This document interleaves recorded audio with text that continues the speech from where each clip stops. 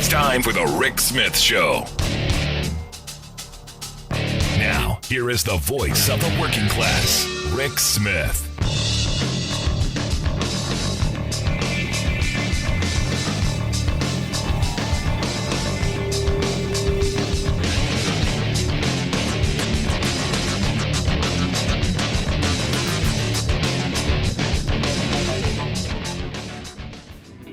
So I gotta tell you, it's one of those things. The Republican Party tells us how much they love the children. They love the unborn. You remember Tom DeLay, the Hammer, the Speaker of the House, years ago when he said that we wouldn't need immigrants if we just forced women to have children because we'd have cheap labor. We wouldn't need that cheap labor to immigrate. We could just force people to have it right here. And look, 16 years later, look at what they're doing. Nice words.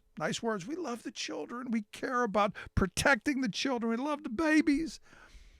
But their actions, that's what we need to be paying attention to. And I look at, again, what we've seen in Missouri, what we've seen in Florida and Iowa. What is wrong with Iowa? And here to share some thoughts on some of the craziness that we've talked about over the last several weeks from Iowa, I've asked Sami Scheetz to come talk with us. He's an Iowa state representative, one of the folks that we met along our Working Class Heroes tour. Sami, thanks for taking time for us. Thanks for having me, Rick. Good to see you back again. Congrats on your victory. I know when we were there was some nail biting, so congratulations. Thank you very much. Let's jump into this. I mean, we've been talking about this for a while. I've been saying for years that Republicans want to move us back to the days of the Lochner era, where if you were hungry enough and desperate enough to work in poverty conditions for desperation wages, that was your liberty. Only we were going to couch it in terms of freedom. It seems we're right here because in your state, we're talking about putting kids back into dangerous jobs again as early as 14. How crazy is that?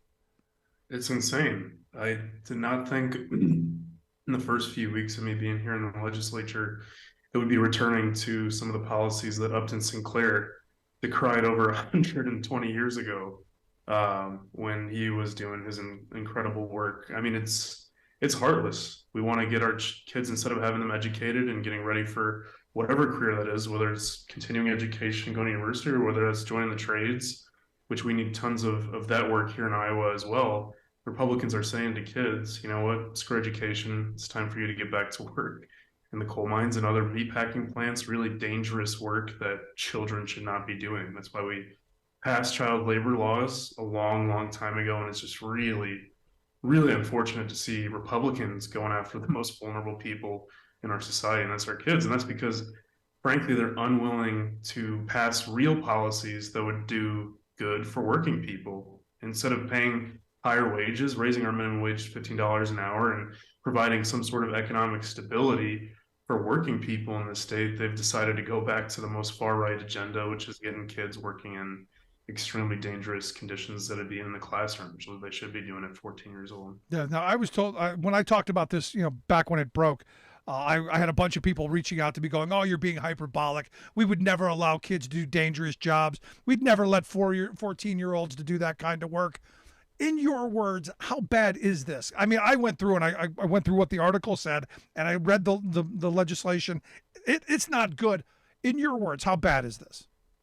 It's really bad. No, I mean, people can go, you can look up on our Iowa legislative website, you can read the bill for yourself, or you can go, I usually trust the words of labor unions because I think they have the best interests of workers at heart, and they've been vehemently against this legislation since the day it dropped in the Iowa legislature because it's bad for Iowans, it's bad for workers, and it's obviously bad for kids because we shouldn't be conflating 14-year-olds with workers at that point. So it's really dangerous. It's not the only really bad thing for working people the Republicans have been trying to pass. They've, as I know you've talked about in the past on your show, instead of helping working people, like I said, they're doing the opposite. They want to gut SNAP benefits to some of the most vulnerable and hungry Iowans in our state under the guise of freedom and efficiency and cutting the waste out of government. I mean, it's absolutely ridiculous.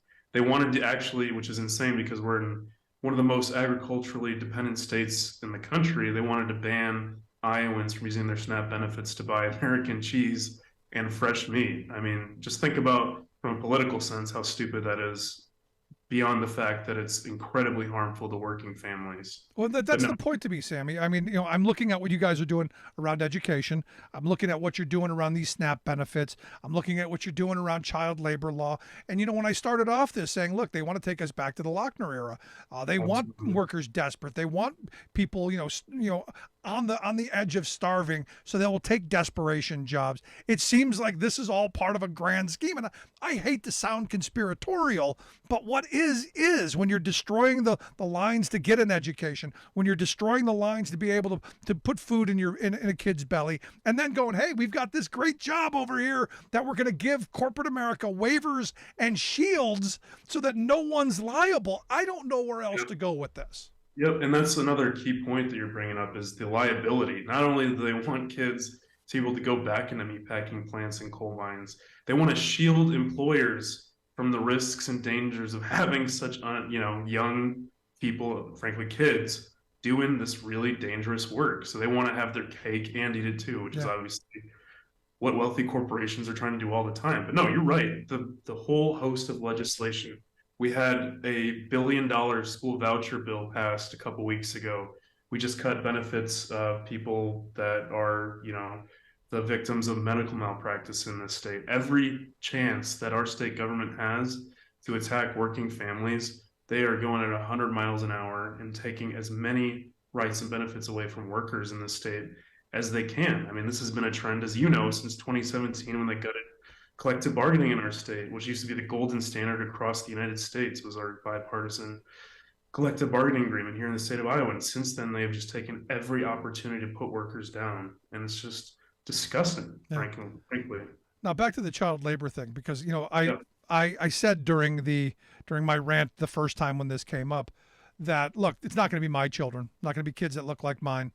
These are going to be poor kids. These are going to be immigrant kids because the story that came out of the meatpacking plants in your state that they were literally working, 13, 14-year-olds on the kill floor overnight before they went to school. It's going to be those kids. Let's be clear on who we're talking about, which is why I think they can get away with it. It's not going to be their neighbors. It's not going to be wealthy people who send their kids to the voucher private schools. It's going to be poor and working class kids who are going to have to do this. It's going to be families who are struggling to make ends meet. That's who we're really talking about. Of course. And, as I talked about on the last time I was on your show, the Republicans had no issue last session doing a $300 million tax cut for wealthy corporations and a tax cut for some of the wealthiest Iowans. And then in the same breath, this is not just an Iowa playbook, this is obviously a national GOP playbook. In the same breath saying, oh my God, guys, we're running out of money. Let's go attack the most basic fundamental services that the most vulnerable people in our state rely on. I'm trying to find some bright spots here. It's obviously hard given the list of legislation that you've been going through.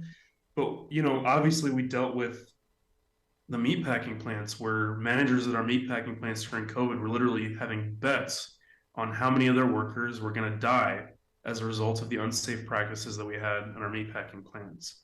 The good news is that we've seen in Columbus Junction, there's a meatpacking plant that has already, it's not completely gone through yet, but they're actually having real positive signs of unionization, which is obviously really, really hard to do at a meatpacking plant and extremely hard when the vast majority of those workers are African and Mexican immigrants. To your point, the problem with these corporate interests is they take advantage of some of the most marginalized people, and that tends to be immigrant communities who do not have the recourse or the know-how of what their rights are or what they can and can't do and how an employer can treat them.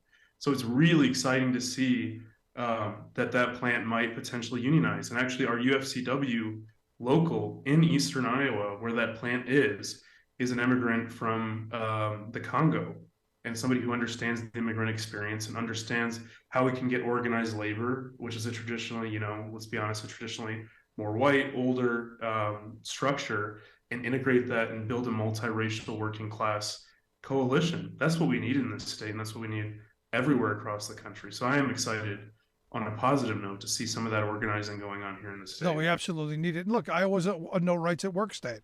The sad reality is what it is. Republicans have gotten through a lot of their legislation. And look, you go down the list. It just seems cruel. And I say this all the time. I do believe the cruelty is the point.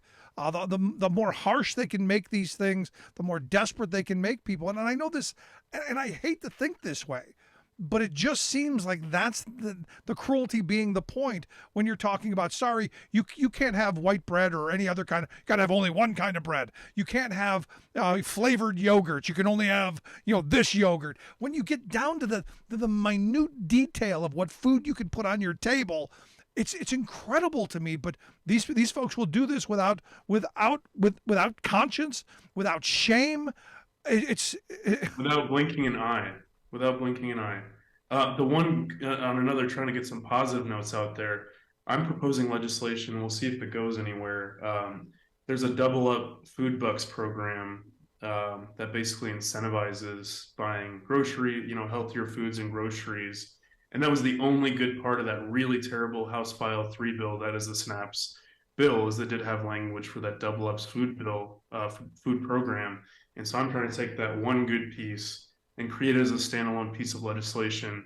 And we'll see, how politics works, if they liked it in that bill, whether they'll like it as a standalone bill. But we just have to be doing something for working people, Rick. I mean, these are people that went through economically devastating pandemic. Then we have 40-year record high inflation. I see this. My constituents see that when you go to the gas station, the grocery store, your dollar is not going as far as it did a year ago. And what does our state government decide is the recourse to fix or to help working people? It's to attack them and put them down. That's not a government that serves people. And I know why I ran for office and go up to the state capitol every day, is because I want to make working people's lives better. And I am really hoping that some of my colleagues change course and decide to start actually working in the interests of working class people in the state. That is the hope. You're listening to the Rick Smith Show here with Iowa State Representative Sami Scheetz, talking about all of the attacks that are going on in Iowa as part of the Republican playbook. Again, you're not the outlier here. This stuff has been going from state to state to state, and I would argue probably very little of the legislation that's being rammed down the Iowa citizens' throat was actually probably written by these folks.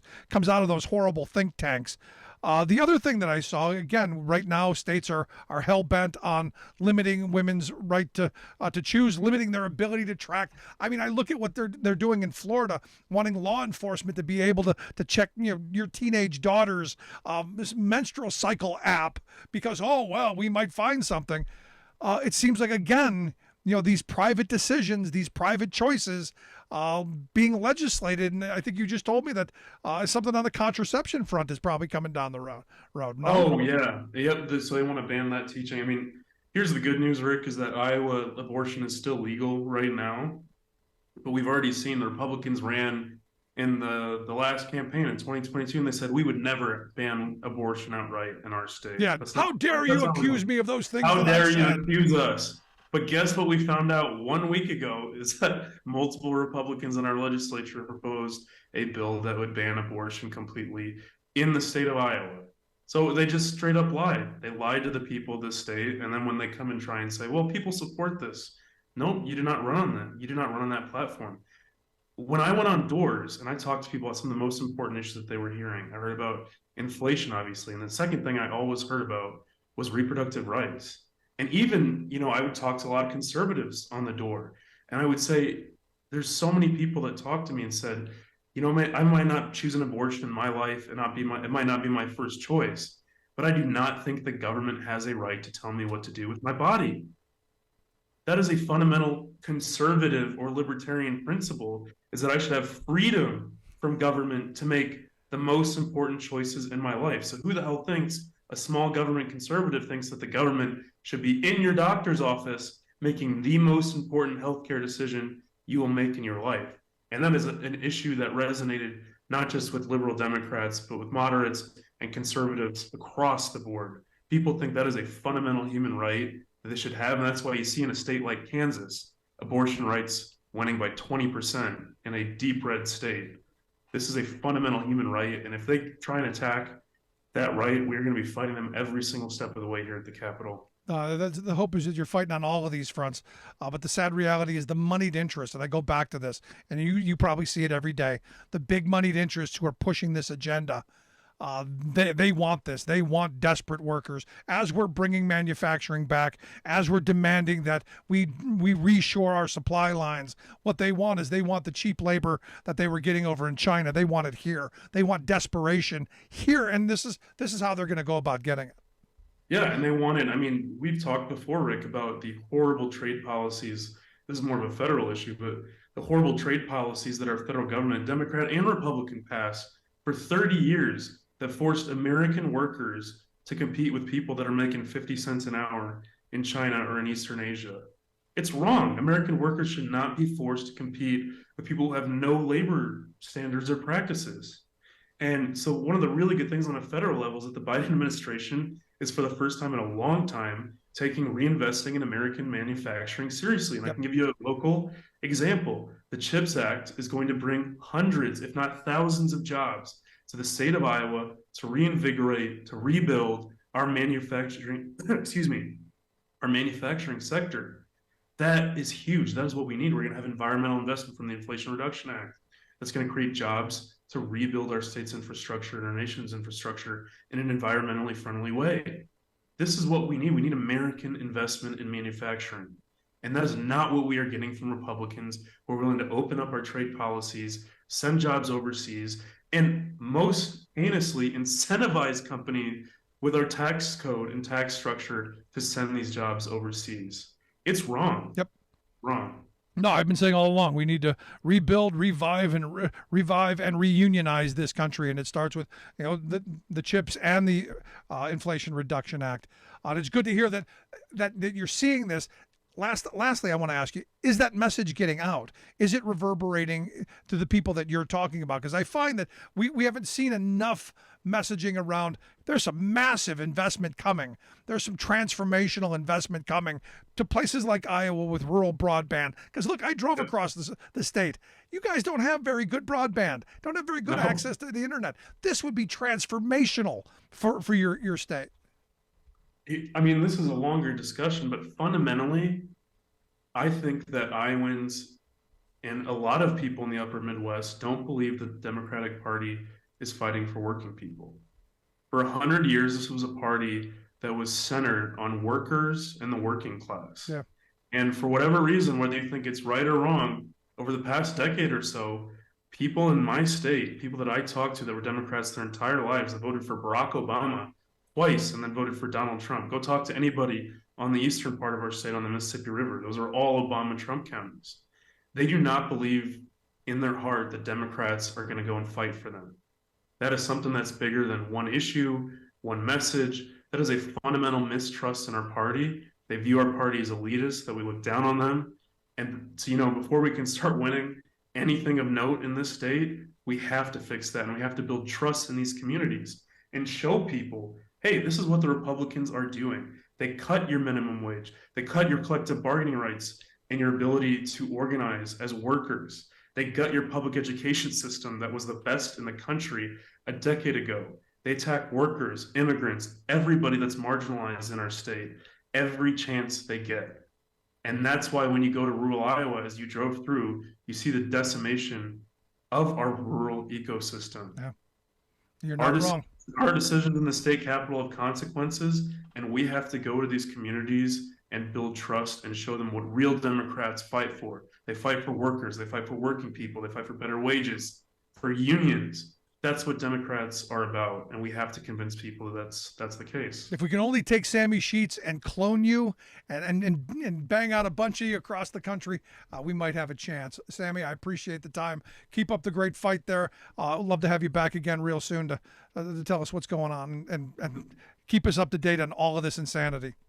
Thank you so much, Rick. Have a good evening. Good stuff. I appreciate the time, Sami. Sami Scheetz, Iowa State Representative. Want to hear your thoughts? Email me, rick@thericksmithshow.com. Again, Republicans hate working people. Look at what they do. All the things we were just talking about. Look at this. You think that's okay? Seriously. Kids back in the mines, starving families, stealing education money. Wow. Back after this. Hey, this is Ken Casey from the Dropkick Murphys, and you're listening to The Rick Smith Show. Instead of making the wealthy pay their fair share, some Republicans want Medicare and Social Security to sunset. I'm not politely not naming them, but it's being proposed by some of you.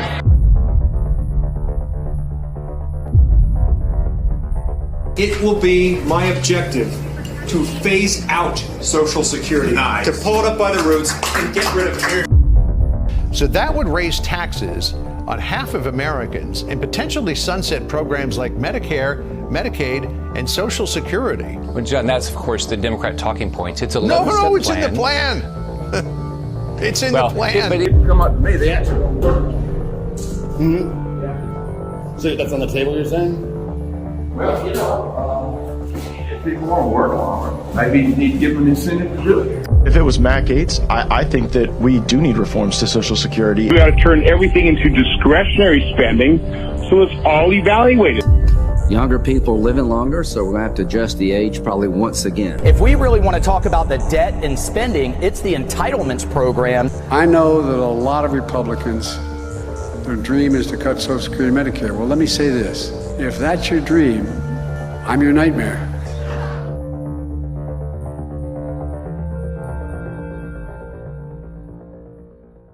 We've been farming the same farm for 3 generations, and it's just always been where I've wanted to be. Any farmer you talk to in Montana will tell you that the climate is definitely changing. The weather is way more extreme. We went from the wettest year we've ever had to this year with the worst drought we've had since the 80s. We've done everything we can to keep water going, but it got close to running out. Farmers can't afford the cost of climate change. Congress has to get this done. We are AFGE. We support our nation's military and our nation's veterans. We protect our nation's borders and provide services to our nation's seniors across the country and here in Washington, D.C. The American Federation of Government Employees. We work for America. Welcome back to the Rick Smith Show. Now, here is Rick Smith. So you may remember last year, Elon Musk dared the United Auto Workers Union to unionize a Tesla shop. He tweeted out, "I'd like hereby to invite UAW to hold a union vote at their convenience. Tesla will do nothing to stop them."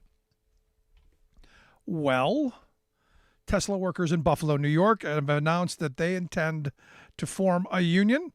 That union, the Workers United Upstate New York, they are going to be collecting cards and are aggressively pushing toward joining and forming a union. What are their demands? Well, they would like better wages, like everyone. They would like a say on the job. In fact, in their statement, they said, "We are only asking for a seat in the car that we help build." Makes sense. They also want to be treated better by management. They want job security, so they can't be fired for any reason or no reason whatsoever. One of the main reasons that you have a labor contract, the end of at-will employment, and they want Tesla to stop or to at least curb some of their monitoring practices. You know, like looking over your shoulder every minute of every day, to the point to where, people aren't even going to the bathroom because they're being followed and challenged and all kinds of stuff along the way. And this is the kind of work environment that a lot of people that I've talked to complain about.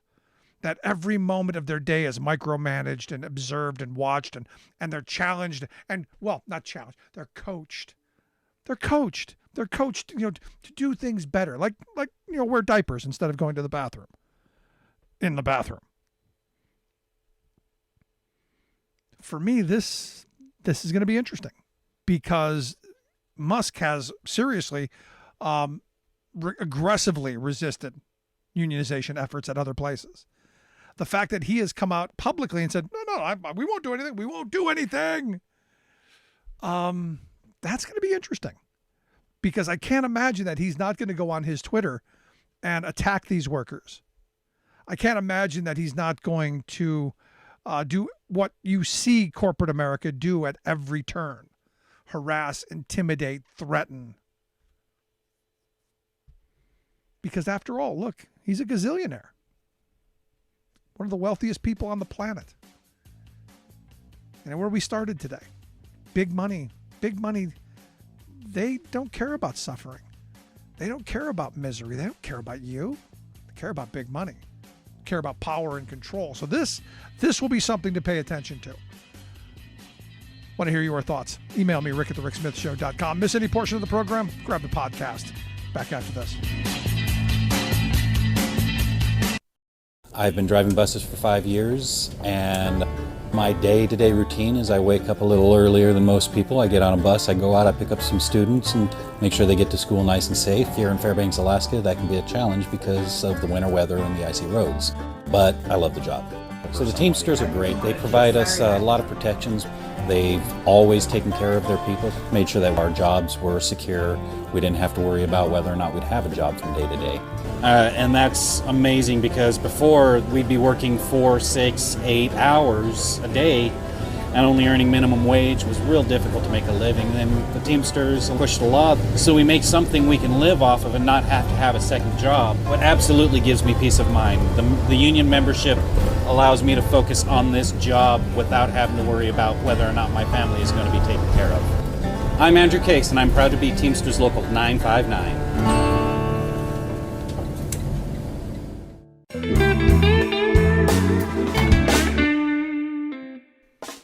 Before we close the program, we want to take a moment to thank our viewers and to share a little bit about why we do what we do. At the Rick Smith Show, we believe that media today is almost entirely controlled by corporate greed. So we have now 24-hour news channels. But instead of 24 hours of news, what we get is 1 hour repeated 24 times, and with tons of commercials creating obscene amounts of profits. Information once presented as a public service has now become a private commodity. So when lies make money, lies are what we get.